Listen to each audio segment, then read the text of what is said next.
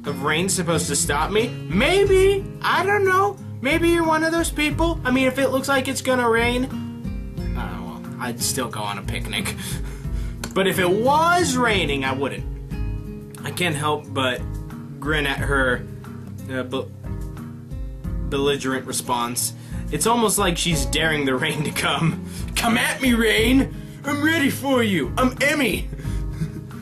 If Mother Nature were walking down the street, I think Emmy would probably start a fight with her. Punch! Emmy, punch! Or at least challenge her to a race. In fact, Emmy seems almost aggressively cheerful today. Rin wanders out of the hallway looking her usual self. Well then, are we ready to go? I'm ready. Rin nods and says a single word. Basket. Beg pardon? The basket in Emmy's room. You should carry it. Well, yeah, that would be the proper gentleman thing to do. 1, because I'm the gentleman. 2, Rin can't carry it because she has no hands. And I should just carry the basket. Emmy claps hand on her mouth, embarrassed. Oh my gosh! I almost forgot all about it. Nice save, Rin. She darts into her room and emerges with what looks like a very well-stocked picnic basket. She hands it over to me. I note that it feels heavy enough to be one too. Good lord, how much food did she pack? She packed enough, okay? More to the point, where did she get the money for all of this? Don't ask questions, boy! She probably, you know, she has a mom who probably makes money, so, yeah. So, are we set to head out? Yep. She gives another nod and we head out of the dormitory. I can't help but frown when I notice how gray the sky's gotten in the 10 minutes I was inside. Yeah, the color's kinda gone. Still, Emmy doesn't seem concerned by such petty concerns. Man, using concerned like that close together in proximity in a sentence, it's almost like kind of ruins the sentence, don't you think? I don't know. Could just be me. As the color of the sky, she's positively skipping as we walk. Which reminds me, where are we going? This brings Emmy up short and she shouts me an embarrassed look. You know, I really hadn't thought of that. This is why we think ahead, woman. What do you think, Hishio?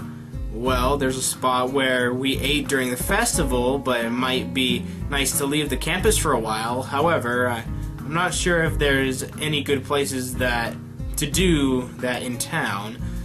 Just as I'm about to open my mouth, Rin unexpectedly interjects with a suggestion. There's a park in town near the art shop. It looks like a film noir scene because it's so like colorless. It's weird. Great idea, Rin. Until I forgot about that place. Crisis averted. Yes. No, I don't gotta make a decision. Do you know how to get there, Rin? Rin shrugs. It's pretty likely. Good enough for me. I would prefer knowing for sure, but what the hell. Lead on, Rin. The three of us quickly make our way off campus and take the road down into town. This basket's a bit heavy. I hope the park is close by. We pass the art supply store, Rin slowing her pace slightly as we go by. Emmy notices Rin's change of pace and stops. You want to go in, Rin? Rin shrugs. Nothing I need. Are you sure? Hey, I'm carrying a heavy picnic basket. Let's get to the picnic area. There's the slightest flutter of a smile on Rin's face, quickly replaced with her normal expression. Life's uncertain, but on this at least I'm pretty sure. Nice of you to offer. Well, it's not like I'm the one carrying the basket. Yes, I'm carrying the picnic basket. I'm suffering here. But I'll bet Hishio wouldn't have minded anyway, right? Oh, no, of course not. This is hardly a heavy load. I flex for emphasis. Ooh, a lift! Ooh. Emmy stifles a snort of laughter by pointing at the park in which we've suddenly arrived. Nah, it looks nice. If it was more colorful, Where'd all the color go? stole all the color, somebody. Oh, I remember this place. I ran into you here the one time, didn't I, Rin? Aw, where they first met. It's a love story. Rin's eyebrow raised slightly. Maybe. I'm unwilling to say for certain, one way or another. Memory is a tricky thing, you know. Not if you're the one remembering it. Well, I'll be. We made it here on One Piece after all. The sun's still nowhere to be seen, but neither Emmy nor Rin seem to mind. Aw, it looks so nice. Aw, look at them striped socks. It's probably hard to see under the whatever, but striped sock, that's like almost Tim Burton stripes right there, if they were only like purple. But anyway. We find a spot to sit on the grass and set the basket down gratefully. Wait, is that the basket? That thing's small! How is... You know what? Never mind. Just logic. No. There's a surprising amount of food prepared. Maybe we were supposed to be joined by some of Emmy's teammates or something. I'm starving. Dig in. She attacks the food as if she had nothing to eat in years. Oh, that's not good. Them eyes don't look too good either. I'm just reaching for the food myself when I feel the first drop of rain land near the back of my head. And the moment's gone. Oh no. Looks like the weather's not gonna cooperate with us. Oh, that face. That is not a nice face. Emmy glares out the sky as if that alone would hold back the rain. Well, with her eyes, maybe... No. I very nearly believe she could do it. It's one heck of a glare. And it had better cooperate. Oh, you hear me, sky? You stop that raining right now, this instant. The sky doesn't seem too inclined to listen to her, despite the commanding tone she's taken with it. Yeah, and I even put in a Scottish accent right there. Instead, the rain seems to increase. Rin wrinkles her nose in disgust at the turn of events. Regrettable. What do you mean? Rin shrugs. I could paint this if I weren't out here. Shame to miss it, is all. She doesn't seem angry or annoyed about it, just a little disappointed. Emmy laughs in response to Rin's comment. Guess we should have stopped in the art supply store after all, huh? The rain increases a little more. It is rain! Rain's mean! What the... Offended that we hadn't fled yet. Despite the warm temperature we've been enjoying, the rain is rather cold. I wish I'd brought my umbrella. Hey, we should probably head inside to keep dry, maybe? We're already pretty wet, Hishio. Yeah, but we could dry off this way and maybe wait out in the storm. You don't want to catch a cold or anything, do you? Emmy considers this for a moment. I can tell that part of her wants to stay out in the rain just despite the weather. Unfortunately for her, the weather hardly cares about what we do. I suppose you're right. Where could we go? The nearest building? I don't have an answer for her. The area's still pretty new to me. I guess I'm slowly getting used to the school itself. The surrounding town remains a mystery. All I know is the art supply store, and that's only because we just passed it. Fortunately, Emmy soon snaps her fingers in triumph. That's it! There's a tea shop nearby! We could have some tea and dry out, no problem. That doesn't sound like a bad idea. Great. You know where it is? Emmy nods, looking very confident. Sure do. I think. No, I think. Do or do not. There is no try. But it'll be an adventure either way, right? Adventure, huh? Well, I suppose we could use a little adventure. I think as long as we get out of the rain, I'll be happy. The picnic basket is lighter now, at least. Lead on. Rin and I follow Emmy as she weaves through the streets with something approaching confidence. Now a left here. There! The Shanghai. The Shanghai? Well, I guess there are weirder names. Emmy beams triumphantly as she points to the tea shop. It seems very crowded inside. A symptom of the sun and rain, I'm sure. Oh! That's the librarian! In that outfit! Anyway, I think I'm gonna end the episode here. This seems like a good place to stop. Like and favor if you've enjoyed, subscribe of course, and I'll see you guys next time I'm out there in YouTube land. Stay classy, stay cool, and stay dry, because it's raining. Anyway, yeah. Bullseye.